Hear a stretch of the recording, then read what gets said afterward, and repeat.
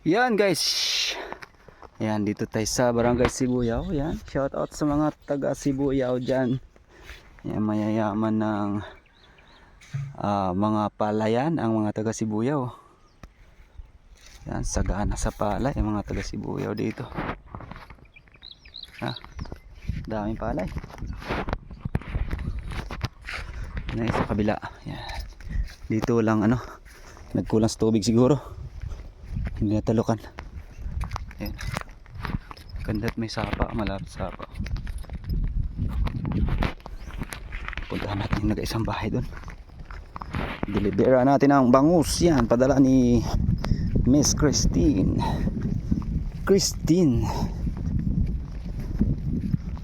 Daming halos palayan dito sa Barangay Sibuyao. Sagana sa palay, sagana sa bigas, mayayaman sa palay ang mga tao dito. Yan, yung bahay na yan, nag-isang bahay dyan. Yan, taas na yan, yung kabila niyan. Payanas na ata. Kabilang bundok na yan. Dito, Sibuyao pa ito. Daming palay dito. Oh, nabunga na iba. Iba hindi pa. Malapit na namang anihan ito. Dito may ilog, lapit. Sapa. Yung iba ditong linang nasa lang sa ulan. Pero ito malapit sa ilog. May mga patubig to.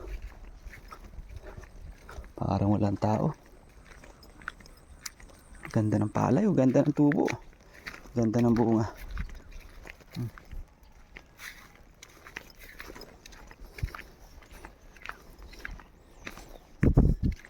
Kaingin din to. Ang ganda niyan. Oh, ibon. Tikling.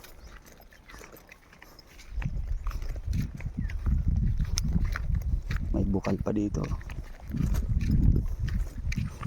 Tubig.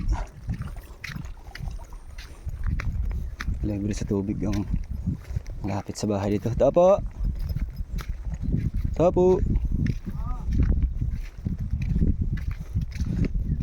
Kaluto na kayo ng ulam dyan? Oo. May pangdagdag, pahabol, sa tanghalian. Ay, nakain na nga ni.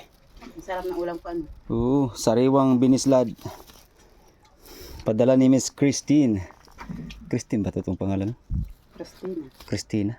Miss Christina pala. Katutok-tutok pa talaga na naman. Sinanay mo, kasing ganda mo talaga. Sinanay mo. Hindi na magpakaiba. Walang kupas. Bagong tapos paglaba. Kahit lola na, walang kupas pa rin. Salamat. Sige, salamat. Salamat din kay Ma'am Christina.